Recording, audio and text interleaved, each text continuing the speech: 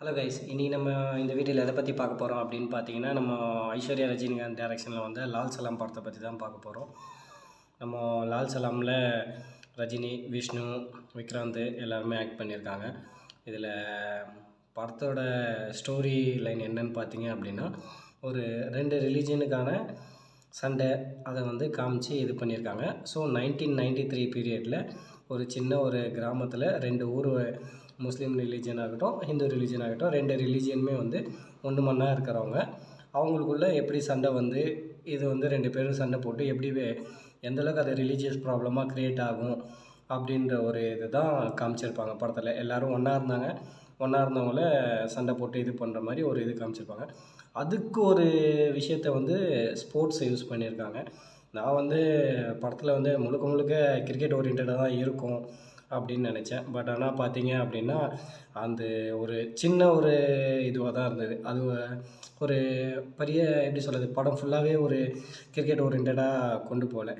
படத்தில் அது ஒரு சின்ன ஒரு மூவ், அவ்வளோதான். அதை வச்சு வந்து ஸ்டோரியை மூவ் பண்ணியிருக்காங்க. அப்புறம் படத்தில் வந்து ஒரு தேருக்காக எப்படி சொல்கிறது, அவங்க ரிலீஜியஸ்குள்ளேயே வந்து பெரியவங்க சின்னவங்க அப்படின்னு சொல்லிட்டு தேர் தரமாட்டோம் அப்படின்னு சொல்லிட்டு சாமி கொண்டு போகிறதுக்கு அது ஒரு விஷயமாக காமிச்சிருக்காங்க. அது ஒரு சின்ன விஷயந்தான். சின்ன விஷயத்த வந்து ஒரு வந்து படத்தில் வந்து காமிச்சு முழுக்க முழுக்க படம் ஃபுல்லாக இது பண்ணியிருக்காங்க.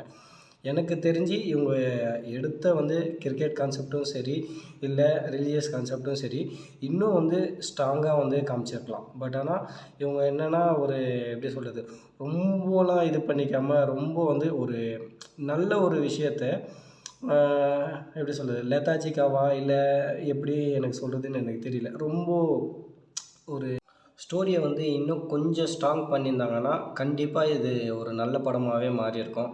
பட் ஆனால் ஸ்டோரியை வந்து அவங்க ஸ்ட்ராங் பண்ணாதனால இப்போ பார்த்தீங்க அப்படின்னா இது ஒரு ஆவரேஜ் மூவின்னு சொல்லலாம். ரொம்ப ஒர்ஸ்ட்டுன்னு சொல்ல முடியாது, ஆவரேஜ் மூவின்னு சொல்லலாம். ஓகேங்களா, ஒரு போய் பார்க்கலாம். பட்டு ஃபுல்லாக நம்ம உட்காந்து பார்க்கும்போது அந்தளவுக்கு சில பேருக்கு பொறுமை இருக்குமான்னு தெரியல.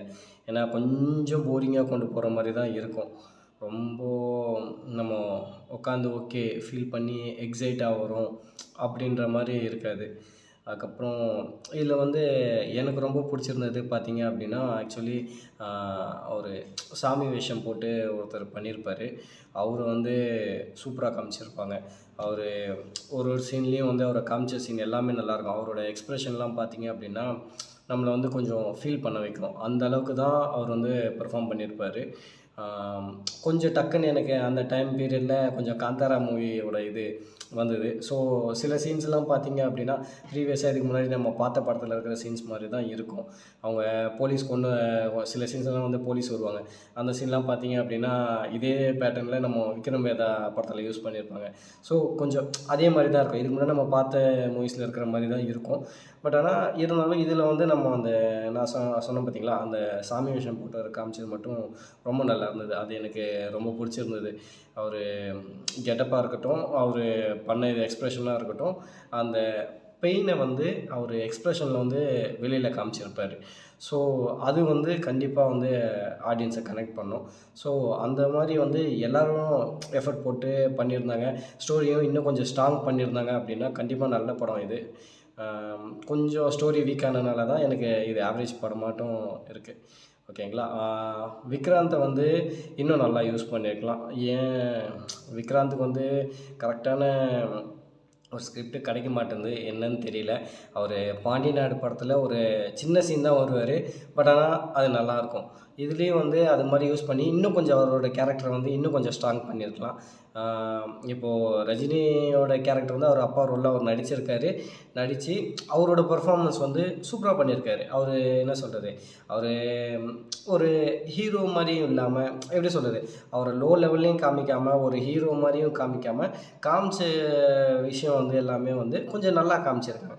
அது மாதிரி வந்து விக்ராந்துக்கும் கொஞ்சம் பண்ணியிருந்தா நல்லாயிருக்கும். ஏன்னா நான் விக்ராந்துக்கு வந்து நிறைய சான்சஸ் கிடைக்கிறதில்ல. கிடைச்ச சான்ஸை அவர் யூஸ் பண்ணிக்கலான்னு பார்க்குறாரு.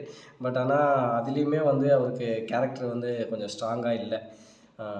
ரஜினி வந்து ஒரு சீனில் வந்து வீட்டில் வந்து ஆக்சுவலி அவர் போலிங் போடுற மாதிரி ஒரு சீன் எடுத்திருப்பாங்க. அந்த சீனில் பார்த்தீங்க அப்படின்னா கேமரா ஒர்க் நல்லாயிருக்கும்.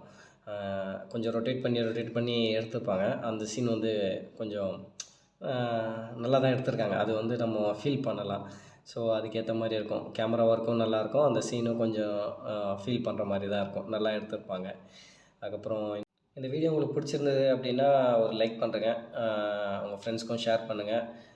சேனலை சப்ஸ்கிரைப் பண்ணுங்கள். தேங்க்ஸ் ஃபார் வாட்சிங் மை வீடியோ. Bye guys. நான் உங்களை நெக்ஸ்ட் வீடியோவில் மீட் பண்ணுறேன்.